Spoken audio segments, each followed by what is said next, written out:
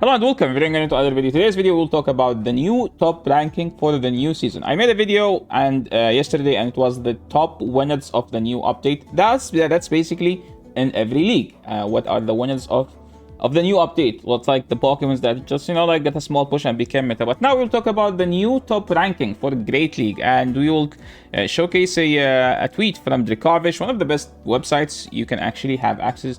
You can actually use in the play Pokemon. Basically, the top 60 Pokemons for on PvPoke. This is basically a custom use. You have to use PvPoke as offline in order to do this. So basically, Corsola is now the new #1, and this is the main thing about the meta. Clodsire is no longer the best Pokemon because 2, 3, like the top 4 has 3 hard counters to Clodsire, because we have Diggersby, Gastro, Corsola, and Azu is not bad into Clodsire.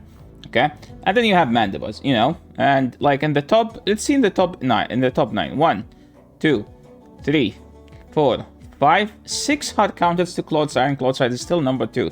Clodsire is becoming, like Bastiodon, how Bastiodon used to be. It's in the top 10, but like 8 of the top 10 beats it, but it beats everything else. That's the situation of Clodsire. And Corsola, like the Galarian one, is the best Pokemon. It has Astonish, Nightshade, Power Gem. Nightshade is a fly clone, so like how good fly of a move is. Yeah, that's how good Nightshade is.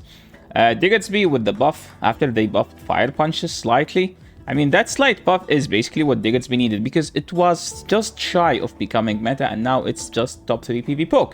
Gastrodon, it's right behind Diggersby. Haters might say that Gastrodon is still better because of the Mud Slap damage, while here you rely on quick attack damage. Diggersby used to be depending on getting a Scorching Sand debuff, but Gastrodon does not care about the Earth Power debuff. That's how good Gastrodon is. But the thing about Gastro, it gets destroyed by the Flyers, while Diggersby has some sort of a play into the Flyers. Azu is still in the top 5. Clodsire with a Stone Edge. I mean, you just use this Clodsire. You're gonna use Sludge Bomb and Earthquake. Mandibuzz in the top 7, which is surprising actually, because I think that whatever Mandibuzz can do, Galarian Moltres can do it better. But what Mandibuzz can do is like having extra bulk, Alolan Sand Slash, and not Shadow. In the current meta, you have to use the Shadow. But the small buff to Ice Punch will make the Shadow better, and the non-Shadow better, and the non-Shadow is not going to struggle into Azu. The Shadow one does struggle into Azu because the bubble does so much damage to the point where like resisted play rough will do the job in the one shield. Well, like now the non-Shadow doesn't have that. In fact, the non-Shadow can no shield from Azu and still have a better play. Dunsparce is still one of the best Pokemons. I still don't see Bibarel, but I think Bibarel might be better aggressive option of Dunsparce, because you have Stab, Surf instead of non-Stab, Drill Run, and Rock Slide. Clefable is still in the top 10. Carbink is just a useless Pokemon now. It's so RPS and it's so risky to bring. Malamar is decent. Marowak is still the best Mud Slapper just because it has Rock Slide and it hits the Flyers, unlike Gastro. Gastrodon is like more of a tanky version of Marowak. Marowak is kind of more of an offensive Gastrodon. Quagsire is still the it's actually the 4th ground type, but hey, don't sleep on Quagsire.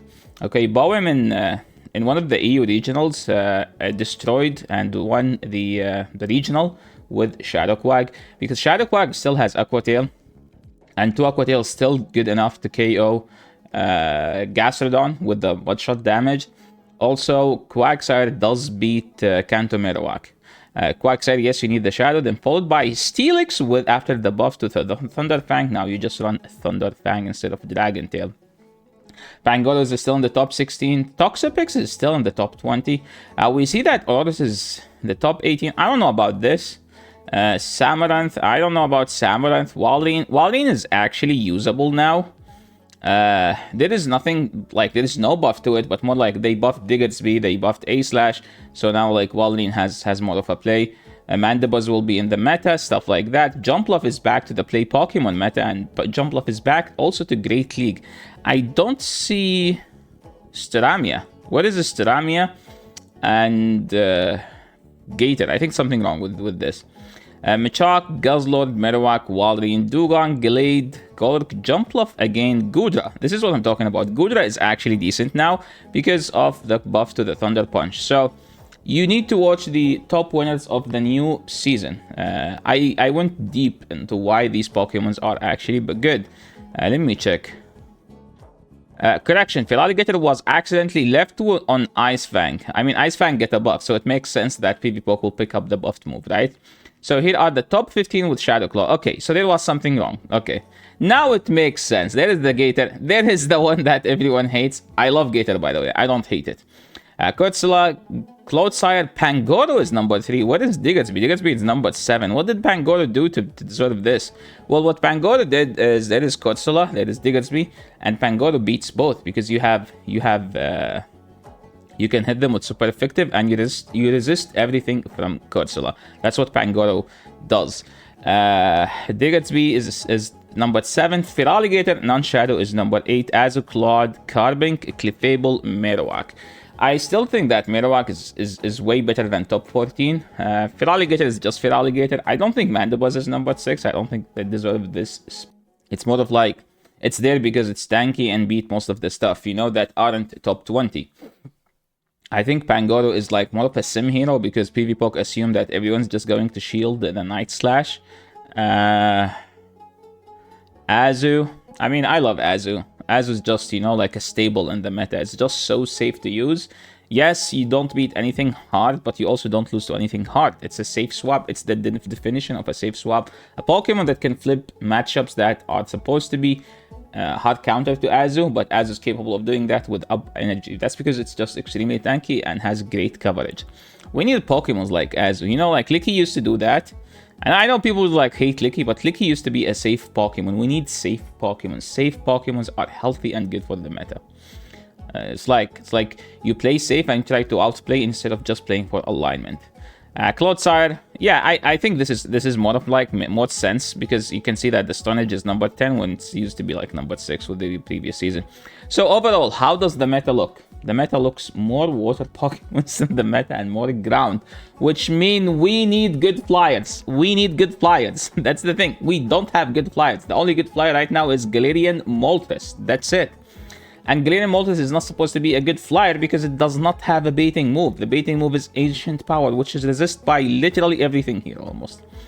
I mean, it's not resisted, but even when it's not resisted, it doesn't do that much damage. So yeah, that's pretty much it for the top winners, the new top ranking on PvPoke for the Great League. What do you guys think? Is there a Pokemon you guys think supposed to be in the top 10 and you were like, no, I don't see it? Or do you think this is just going to be like, you know, a temporary top ranking until people start using these Pokemons and figure out what's actually the sauce in the Great League? That's pretty much it for today. I wanted to let you know about the new best ranking in the current meta. And hopefully you guys are prepared for the new season. Thank you so much everyone for watching. And I'll catch you all in the next video. Peace.